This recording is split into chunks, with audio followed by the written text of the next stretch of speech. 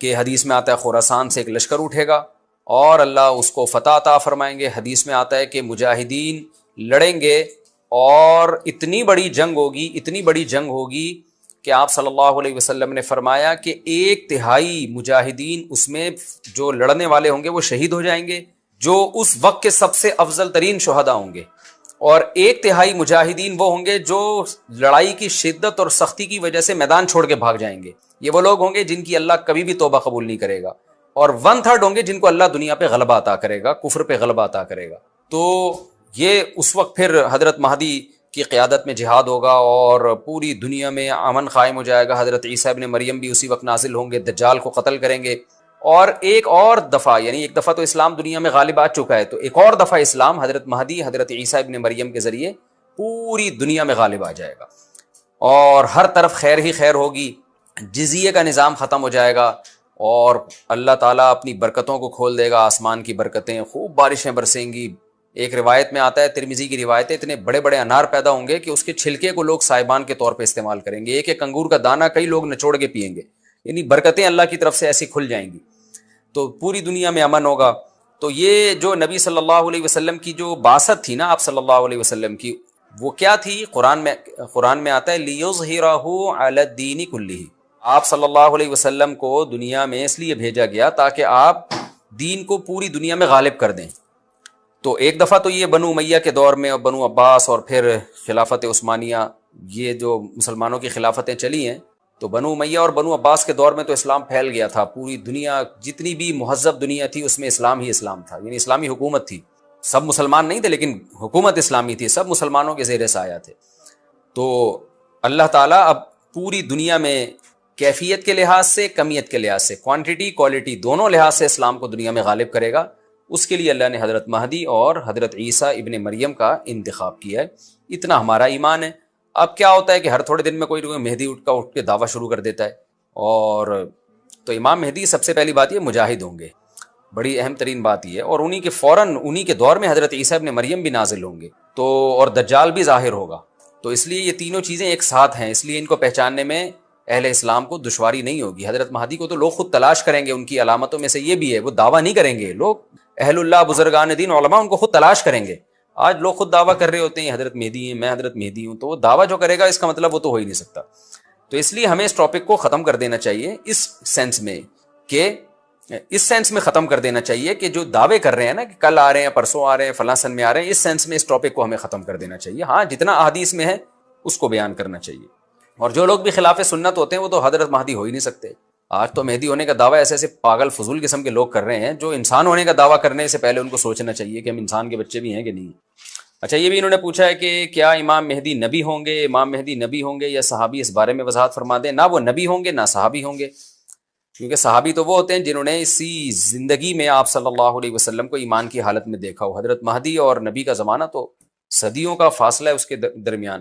تو نہ تو نبی ہوں گے نہ صحابی ہوں گے، نیک ہوں گے، بزرگ ہوں گے. بس مہدی کا معنی ہدایت یافتہ، سیدھے راستے پر ہوں گے. آپ صلی اللہ علیہ وسلم نے فرمایا قیامت اس وقت تک قائم نہیں ہوگی جب تک قحطان قبیلے سے ایک شخص نہ نکل آئے جو لوگوں کو اپنی لاٹھیوں سے ہانکے گا، یعنی اس کا لوگوں پہ زبردست کنٹرول ہوگا. تو قحطان یہ ابو الیمن، یمن کی نسل جس سے چلی ہے نا، یمنیوں کی، تو یمنیوں میں ایک شخص پیدا ہوگا وہ قرب قیامت میں. چلیں،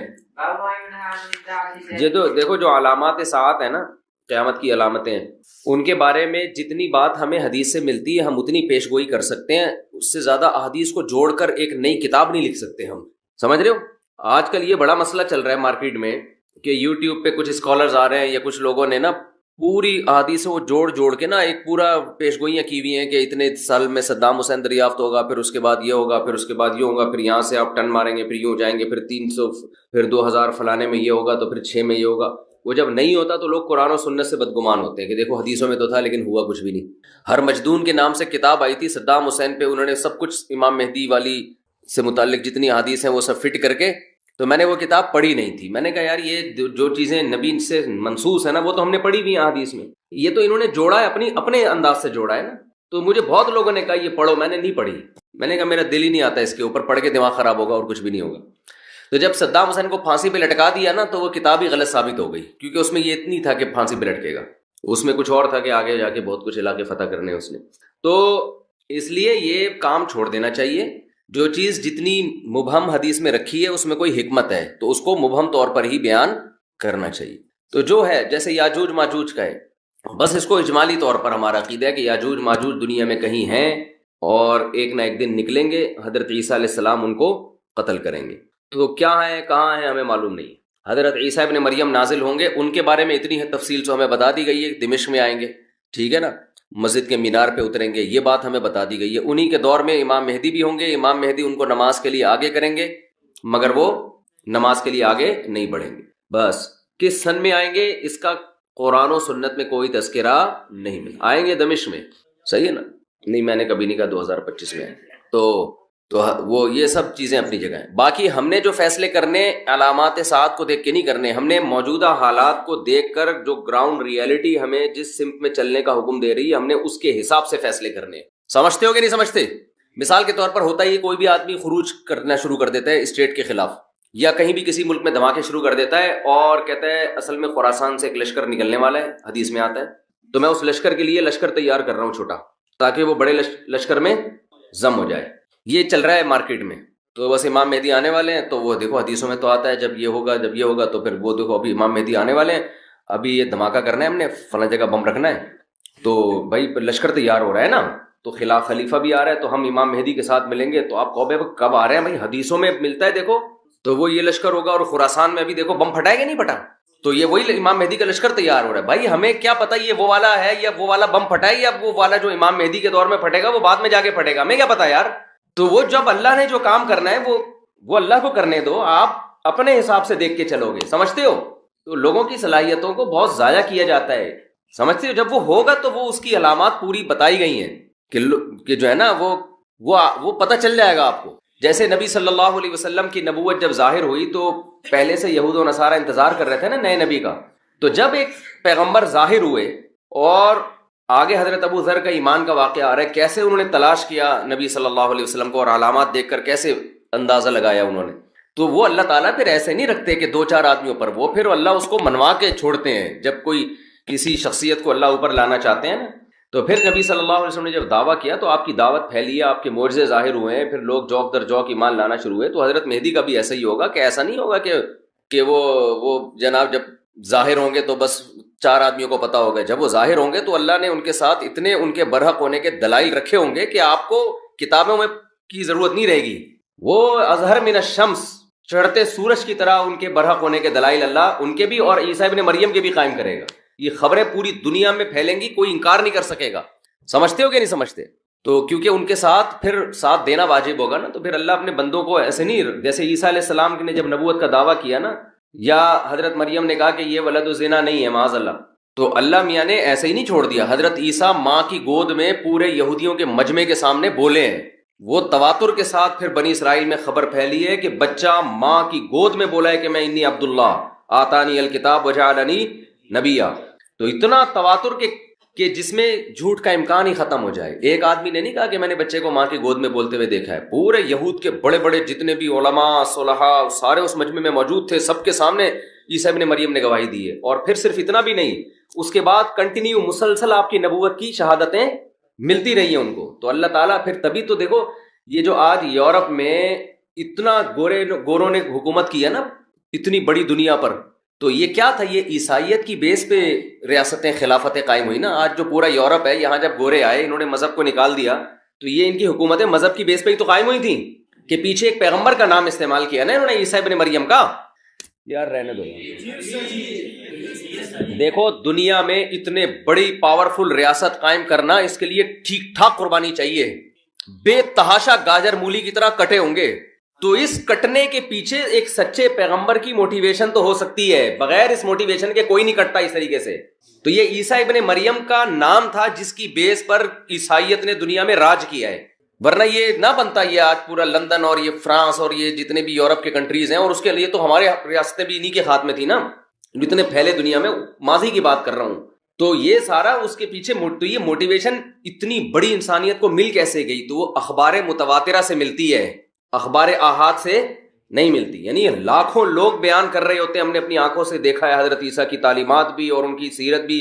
اس کے بعد جا کے لوگ، جیسے نبی صلی اللہ علیہ وسلم کا تھا تو اس کے بعد جب اسلام آیا تو پھر وہ کتنی بڑی بڑی ریاستوں سے تھوڑے تھوڑے مسلمانوں کی جنگیں ہوئی ہیں. تو وہ کیوں فتح ہوئی؟ ان کے پیچھے رسول اللہ صلی اللہ علیہ وسلم کی شخصیت تھی. تو لوگ ان پر ایمان لے کر آئے. تو یہ ایمان اتنا پاورفل تھا کہ یہ 2-4 خبروں والا ایمان نہیں تھا. ہزاروں لوگوں نے آپ کی سیرت کو دیکھا, پھر لاکھوں نے اس کو نقل کیا. تو وہ جو موٹیویشن ملی اس سے پوری یہ پہلے بنو امیہ کی خلافت, اندلس کی خلافت, بنو عباس کی خلافت, پھر خلافت عثمانیہ, یہ ساری چیزیں سمجھتا ہے کہ نہیں سمجھتا. اور آج بھی جو جنگیں ہو رہی ہیں, اگر مسلمان زندہ باقی رہ گئے ہیں تھوڑے سے, تو اس کے پیچھے مذہب کی موٹیویشن ہے. تو یہ جعلی چیزوں کی موٹیویشن اتنی پاورفل نہیں ہوتی. بتانے کا مقصد یہ. تو یہ خود یہ جو سب سے پہلے یہودیوں نے دنیا پہ حکومت کی, پھر عیسائیوں نے, پھر اسلام نے, تو ہمیشہ بڑی بڑی ریاستیں آسمانی مذہب ہی کی قائم ہوئی ہیں. تو خود یہ بات بھی آسمانی مذاہب کے سچے ہونے کی دلیل ہے. کسی باطل بیس پر اتنی بڑی ریاستیں قائم ہوتی نہیں ہیں, کیونکہ اس کے لیے ٹھیک ٹھاک قربانی چاہیے. وہ قربانی حب مال اور حب جاہ والے دیتے نہیں ہیں, الا یہ کہ پاور بہت ہو تو پھر دے دیتے ہیں. وہ پھر تو قربانی رہتی نہیں نا. عمرو ابن دینار کہتے ہیں حضرت جابر بن عبداللہ رضی اللہ عنہ کو یہ کہتے ہوئے سنا کہ ہم نے نبی کے ساتھ ایک غزوے میں شریک ہوئے, تو مہاجرین میں بھی کچھ لوگ آپ کے ساتھ آ گئے. حتیٰ کثروا, مہاجرین بہت ہو گئے. وکان من المہاجرین رجل اللعاب, مہاجرین میں ایک شخص تھا جو مزاح بہت کرتا تھا. ان کی عادت کیا تھی؟ مزاح کی. تو انہوں نے کیا کیا؟ فکسا انصاریا, کسی انصاری صحابی کے جو پشت ہے نا اس پہ ہاتھ مارا, کولوں پہ ہاتھ مارا ایسے مذاق میں. ان کو غصہ آ گیا. غضب الانصاری غضبا شدیدا, بہت سخت غصہ آ گیا انصاری کو. حتیٰ تداعوا, ایک دوسرے کو بلانا شروع کر دیا, بھائی اس نے مجھے تنگ کیا ہے, آئے بھائی ذرا اس سے انتقام لیتے ہیں. انہوں نے کہا, جب لڑائی شروع ہوئی تو انصاریوں نے کہا کہ یا للانصار, اے انصاریوں ادھر آ جاؤ. سارے انصاری جمع ہو جائیں, ان سے ہم نے جھگڑا کرنا ہے. تو مہاجر نے کہا کہ اے مہاجروں ادھر آ جاؤ. تو اب یہ قوم پرستی کی جنگ شروع ہو گئی نا بھائی. وہ کہہ رہے ہیں کہ جو بھی انصار ہیں وہ ادھر آ جائیں. مہاجروں نے کہا جو مہاجر ہیں ادھر آ جائیں. نبی صلی اللہ علیہ وسلم نے نکلے تو فرمایا, ما بالو دعوی اہل الجاہلیہ, یہ جاہلیت والے دعوے کا کیا حال ہے, یہ کون سے تم باتیں کر رہے ہو. اب دیکھو یہاں قومیت کا استعمال کس کے لیے ہو رہا ہے؟ لڑوانے کے لیے. یہاں قوم پرستی تعصب ہے, حرام ہے, ناجائز ہے. نبی نے قوموں کے حوالے بھی دیے, اور یہاں پر آپ قومیت سے منع کر رہے ہیں. ذرا سی جنگ ہو پنجابیوں میں, اور ہم پٹھان ہیں, ہم پنجابی ہیں, اس موقع پہ یہ نعرہ ناجائز اور حرام. اور آج کل یہی چل رہا ہوتا ہے, ہم بھی ہیں, ہم بھی پنجابی ہیں, ہم بھی پٹھان ہیں, ہم بھی مہاجر ہیں. تو ایک دم ایسی جنگ چھڑتی ہے کہ پھر لاشیں اٹھانا مشکل ہو جاتا ہے. ایسا مذاق بھی ٹھیک نہیں ہے نا. تو بس غلطی ہوئی نا ان سے, تو ان کو تھوڑی پتا تھا کہ یہ ہو جائے گا. تو آپس میں بھی ایسے مذاق نہ کیا کرو بھائی. اچھا بھائی, نبی صلی اللہ علیہ وسلم نکلے, فرمایا فقال النبی صلی اللہ فخرج النبی فقال, بھائی یہ حدیث کل پڑھیں گے استاد جی, آ نہ جائیں, نہیں آئیں گے تو پھر مکمل کر لو. تو میرے بھائی فقال النبی تو نبی صلی اللہ علیہ وسلم نے فرمایا, ثم قال ما شانهم, آپ نے فرمایا کیا ہوا ان کو. فاخبر بکسعۃ المہاجری الانصاریہ, صحابہ نے بتایا کہ انہوں نے ایسے مذاق کیا تھا. اس کے بعد جنگ شروع. فقال النبی صلی اللہ علیہ وسلم دعوها فانها خبیثہ, آپ نے فرمایا اس نعرے کو چھوڑ دو, یہ خبیث ہے. یعنی قوم پرستی کا نعرہ کیا ہے؟ خبیث. ایک حدیث میں آتا ہے منتنا, بدبودار. وہ جو بچہ, بکری کا بچہ نہیں پڑا ہوا ہوتا کچرے میں, مردہ بچہ, تو اس سے جو اس کو بھی منتنا کہتے ہیں نا, بدبو پھیلا رہا ہے. تو یہ قوم پرستی کا نعرہ کیا ہے؟ بدبودار. وقال عبداللہ بن ابی بن سلول, عبداللہ بن ابی بن سلول منافق کو موقع مل گیا, یہ خود بھی انصار میں سے تھا. اس کو موقع مل گیا, بھائی اس جنگ کو تھوڑا کیا کرو, تھوڑا بھڑکاؤ یار, آگ لگاؤ, اس میں آگ لگاؤ. قد تداعوا علینا, انہوں نے کہا تداعوا علینا, انہوں نے کہا اچھا یہ مہاجرین نے ہم پر اپنی قوم کو بلایا ہے ہم سے لڑنے کے لیے. لئن رجعنا الی المدینۃ لیخرجن الاعز منها الاذل, تو کہنے لگے کہ اچھا ہم نے تو ان لوگوں کو پناہ دی ہے مکہ میں, مدینہ میں, یہ کمزور لوگ تھے, ہم نے مدینہ میں ان کو پناہ دی ہے, اور یہ ہم سے لڑنے کی باتیں کر رہے ہیں. ہم واپس جائیں گے تو ہم جو عزت دار لوگ ہیں معاذ اللہ ان رسوا لوگوں کو نکالیں گے. یہ وہی نعرہ ہے جو ایک سیاسی لیڈر نے نہیں کچھ دن پہلے ایم کیو ایم کے بارے میں لگا دیا تھا کہ یہ ہندوستان سے لٹے پٹے آئے تھے, تو ہم جو ہے نا ان کا تو کوئی پرسان حال نہیں تھا. تو اس وقت بڑا کراچی میں پھر فساد شروع ہو گیا تھا. لیکن وہ فساد بھی وہ کیا ہوا, اس کا جملہ اس کی ذات تک تھا نا, اس نے پوری قوم کی نمائندگی میں تو نہیں کہا. فسادی لوگوں نے اس کو پوری قوم کی نمائندگی سمجھ کے پوری قوم کے خلاف تقریریں شروع کر دی. تو جیسے وہ فسادی تھا نا, ایسے یہاں سے بھی جو رپلائی گیا وہ بھی کس پر مبنی تھا بھائی. اس نے پوری قوم کی نمائندگی میں تھوڑی کہا تھا, یہ ایک آدمی کا تھا نا, آپ اس کے خلاف بولتے, لیکن جو رپلائی گیا ہے وہ پوری قوم کے خلاف گیا. تو یہ شرارتی لوگ ہوتے ہیں, اور ہم جیسے بے وقوف ان احمقوں کے پیچھے چل رہے ہوتے ہیں کہ ہاں ہمارے لیڈر نے ماشاءاللہ بڑی خاندانی بات کی, ہم سب اس کا ساتھ دیں گے. وہ بھی گدھا تھا جس نے یہ بیان دیا تھا, اور جس نے پوری قوم کو اس بیس پر رپلائی کیا وہ اس سے بڑا گدھا تھا. تو دونوں گدھے ایک جیسے تھے, تو ہم پڑھے لکھے اگر ہیں تو ہمیں ان گدھوں کو فالو نہیں کرنا. تو عبداللہ بن ابی بن سلول نے فوراً اس سے فائدہ اٹھا کے کہا کہ اچھا یہ لوگ تو کمتر لوگ تھے, ہمارے پاس آئے تھے لٹے پٹے, اور ہم واپس جا کے ان کو نکالیں گے. تو حضرت عمر کھڑے ہو گئے. حضرت عمر نے عرض کیا یا رسول اللہ, حضرت عمر کا وہی اسٹائل تھا جو ہمیشہ سے رہا. حضرت عمر نے فرمایا لئن رجعنا, جب اس نے کہا تو حضرت عمر نے فرمایا الا تقتلوا هذا الخبيث. صحیح ہے نا. اب دیکھو حضرت عمر نے سارے انصار کو برا نہیں کہا, یہ خوب سمجھو. هذا الخبيث خاص اس کی طرف اشارہ کر کے کہ یا رسول اللہ, دو روایتیں, ایک میں کہ آپ اس کو قتل کیوں نہیں کرتے, یا آپ مجھے اجازت دیں میں اس کی گردن اڑا دوں اس کی. یہ نہیں کہا کہ یہ انصار ایسے ہیں, یہ یوں ہیں, تو فلانا ہے, تو ہماری وجہ سے ان کو اسلام ملا ہے اور ہماری وجہ سے ان کو بھی تو فتوحات مل رہی ہیں. تو یہ سب نہیں کہا حضرت عمر نے. حضرت عمر نے خاص اس شخص کے بارے میں کہا کہ یہ فتنہ پھیلا رہا ہے, تو یا رسول اللہ آپ مجھے اجازت دیں میں اس کو قتل کر دوں اور اس خبیث کو قتل کر دوں. تو نبی نے فرمایا لا یتحدث الناس انه كان يقتل اصحابه, نا, اگر ان کو قتل کر دیا, مجھے بھی پتہ یہ نالائق شرارتی ہے, تو لوگ کہیں گے اگر میں نے قتل کر دیا, لوگ کہیں گے کہ محمد صلی اللہ علیہ وسلم اپنے ساتھیوں کو بھی قتل کر دیتے ہیں. کس قدر بہترین سیاست ہے دیکھو, کہ بھائی جو غیر مسلم ہے نا وہ اپنے آپ کو اسلام میں محفوظ نہیں سمجھیں گے. وہ سمجھیں گے بھائی یہ انہی کا کلمہ پڑھتا ہے, انہی کے ساتھ جنگوں میں گیا ہے, اور کوئی بات پتہ نہیں کیا ہوئی اور گردن اڑا دی تو ہم بھی جائیں گے, تو ایسا نہ ہو بات بات پہ ہماری بھی گردن اڑائی جائے. کتنا بڑا فسادی تھا, لیکن اس کے باوجود آخر دم تک نبی صلی اللہ علیہ وسلم نے اس بیس پہ قتل نہیں کیا کہ قوم پرستی کی جنگ بھی چھڑ سکتی ہے اس سے, اور دوسرا کیا ہوگا کہ جو مشرکین ہیں وہ اسلام میں ان کا داخلہ بھی رک سکتا ہے. تو یہ اس سے پتہ چلتا ہے کہ ہمیشہ جب بھی آپ کوئی فیصلہ کریں تو دو بڑی مصیبتوں میں سے چھوٹی مصیبت کو اختیار کرنا چاہیے. ہمارے ہاں جو جذباتی فیصلے ہوتے ہیں ان میں ہم یہ دیکھتے ہیں کہ یہ کام غلط ہو رہا ہے لہذا اس کو فوراً ٹھیک ہونا چاہیے. یہ نہیں سوچتے کہ اس کو ٹھیک کرنے کے چکر میں 4-6 جو ٹھیک کام ہے وہ بھی الٹے ہو جائیں گے. تو یہ زندگی کے ہر پہلو میں الحمدللہ ہمارا فیصلوں کی بنا یہی ہوتی ہے کہ بس یہ غلط ہے تو اس کو ٹھیک کر دو. جذباتی پن, جیسے میرا ایک بیان ہے کہ فرانس کا بائیکاٹ کرو نا, فرانس کی مصنوعات کا, میں نے پھر اس بیان سے رجوع کیا. استاد صاحب سے میں نے پہلے ایک بیان دیا تھا, فرانس میں گستاخی کے خاکے آئے تھے نا, تو میں نے اس بیان سے میں نے استاد صاحب سے کہا کہ ہم نے فرانس کے تو بائیکاٹ کرنا چاہیے, گستاخی کی ہے انہوں نے وغیرہ وغیرہ, ان کی مصنوعات کا بائیکاٹ کرنا چاہیے. میں نے بیان بھی دے دیا, وہ بیان چل بھی رہا ہے. تو میں نے استاد صاحب سے مشورہ دیا کہ اس کو بائیکاٹ کو ہمیں پھیلانا چاہیے. استاد صاحب نے کہا کہ دیکھو ہم نے فرانس کا بائیکاٹ کیا نا, اتنا بڑا نقصان نہیں ہے. یہ سوچو فرانس نے ہمارا بائیکاٹ کر لیا تو کیا ہوگا. تو مجھے وہ بھینس والا لطیفہ یاد آیا کہ ایک آدمی نے بھینس کو جمال گوٹا کھلانا تھا. جمال گوٹا پائپ کے اندر طریقہ یہ تھا کہ بھینس کے منہ میں پائپ رکھ کے ادھر سے پھونک مارے. تو ہوا یہ کہ یہ اس کے پھونک مارنے سے پہلے بھینس نے پھونک مار دی, وہ سارا جمال گوٹا اس کے پیٹ میں اور یہ مر گیا.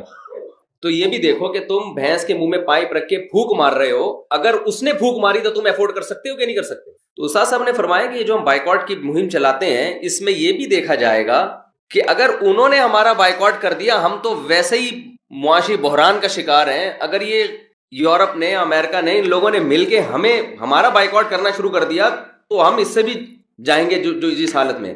تو استاد صاحب نے فرمایا میں یقینی طور پہ نہیں کہہ رہا کہ اس کے سائیڈ افیکٹ کیا ہیں, لیکن جب تک آپ نے اس کے سائیڈ افیکٹ پہ آپ پوری طرح غور نہ کرو آپ کو بیان داغنے کی اجازت نہیں ہے. اس کے بعد سے میں پھر بیان دے ہی نہیں رہا. یہ بڑی بصیرت کی بات ہے. حضرت نے یہ نہیں فرمایا کہ واقعی بائیکاٹ کرے گا یا بائیکاٹ کرنے کا ہمیں نقصان ہوگا, ہو سکتا ہے کوئی نقصان نہ ہو ہمیں, لیکن کہا کہ جب تک آپ کو نالج نہ ہو نا ان سب چیزوں کی, اتنی اپر لیول پہ جا کے یا ایسے لوگوں میں مل بیٹھ کے کہ حاکم کی مجبوری بھی تو ہو سکتی ہے نا بائیکاٹ. ہم تو کہہ رہے ہیں فرانس کے سفیر کو نکال دو بھائی, آپ اس سیٹ پہ جا کے بیٹھو گے تو آپ کو پتا چلے گا کہ میرے اندر نکالنے کا دم ہے بھی کہ نہیں ہے. نکال دیا تو میں افورڈ کر سکتا ہوں کہ نہیں کر سکتا. تو جذباتی تقریریں, روڈ بلاک کرنا, یوں کر دینا, یہ تو نیچے کے لوگ کر رہے ہوتے ہیں. جو اپر لیول پہ ہوتا ہے وہ کبھی غلط بھی کر سکتا ہے, 2 نمبری بھی کر سکتا ہے, لیکن بعض دفعہ وہ مجبور بھی ہوتا ہے. تو جب تک آپ نہ ملیں کسی سیاسی لیڈر سے اور جو اپنے حاکم سے, وہ جب تک آپ کو اس کے سامنے کیا مجبوریاں ہیں, یا تو بیان دو ہی نہیں, دو تو پھر پورے پروسیس سے گزرنے کے بعد ایک رائے قائم کریں. آپ اس سے پہلے آپ کو رائے قائم کرنے کی اجازت نہیں ہے. سمجھتے ہو, یہ نبی کی سیرت سے ہی میں پتہ چلتا ہے. اتنا بڑا منافق تھا لیکن آپ نے گردن نہیں اڑائی اس کی, اس لیے کہ جو امیج دنیا میں جاتا وہ امیج اچھا نہیں جاتا. تو کس کو دنیا میں بتاتے کہ بھئی یہ منافق تھا, یہ 2 نمبر تھا, تو یہ تو اس کو ایکسپلین کرنا اچھا خاصا مشکل کام بن جاتا ہے. سمجھتے ہو کہ نہیں سمجھتے؟ ارشاد. وہ پاگل لوگ ہیں یہ, تو انہوں نے ان کے کولے پہ ایسے ہی ہاتھ مارا نا جیسے مذاق میں نہیں لوگ مار رہے ہوتے تب کی. تو یہ کہہ رہے ہیں ملحد لوگ اس پہ وہ کرتے ہیں کہ اسلام میں جو یہ جنگ شروع ہوئی اور اس کی نیت غلط تھی,